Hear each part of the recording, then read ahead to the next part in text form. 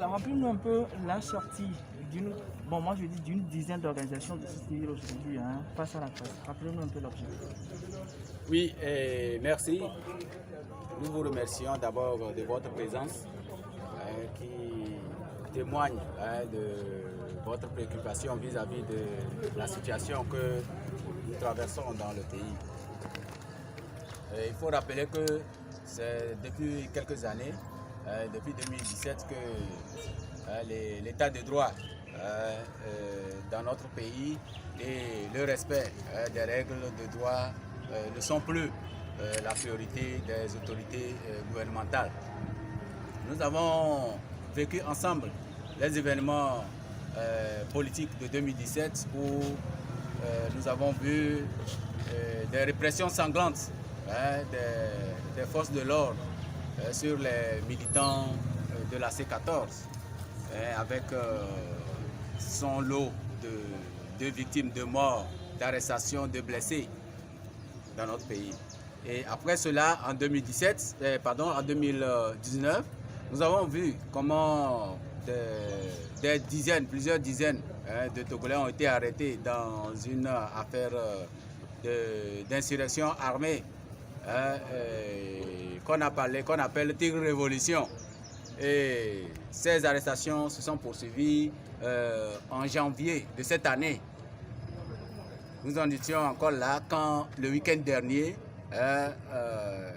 on apprend l'arrestation de Madame Adjamago Johnson, qui est la secrétaire générale d'un parti politique et qui est connue pour son dévouement à la cause des droits de l'homme et pour son tempérament pacifique par rapport à son engagement politique.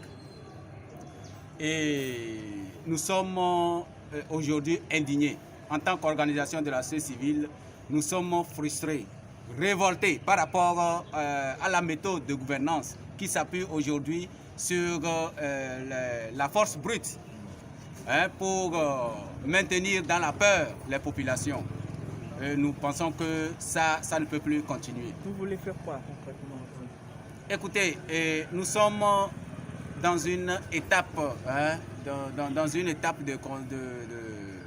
de consultation et nous sommes en train de baliser les actions à mener. Et aujourd'hui, le gouvernement s'est prononcé comme étant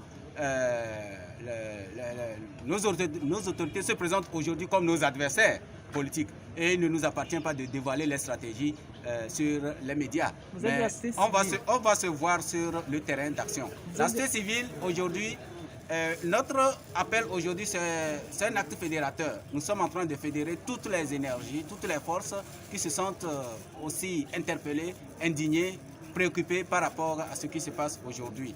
Et donc, c'est à l'issue de cette fédération, puisque l'objectif, c'est de régler les problèmes de la cité. C'est d'amener les gouvernants à respecter les gouvernés. C'est d'amener le chef de l'État à respecter les règles de gouvernance, à respecter la Constitution, à respecter la dignité de tous les Togolais et à faire libérer tous les prisonniers politiques, dont Mme Adjamago et autres personnes qui ont été injustement arrêtées. Et puis, la similitude entre toutes ces arrestations, c'est que les motifs ne sont pas... Il s'agit des motifs fallacieux, d'atteinte à la sûreté de l'État. Il y a des actes de torture sur les personnes arrêtées. Les procédures judiciaires ne sont pas respectées. Il y a donc violation systématique de tous les droits des personnes interpellées.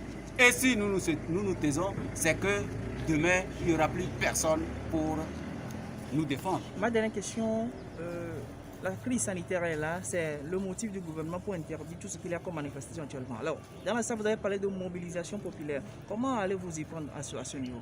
Mais la crise sanitaire, quel est l'objectif de la crise sanitaire?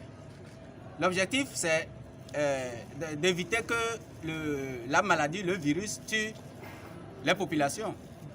Maintenant, si les gouvernants, c'est d'éviter que les gouvernants tuent les populations. Si les autorités se servent de la crise sanitaire pour tuer les mêmes populations, elles ne doivent pas continuer par observer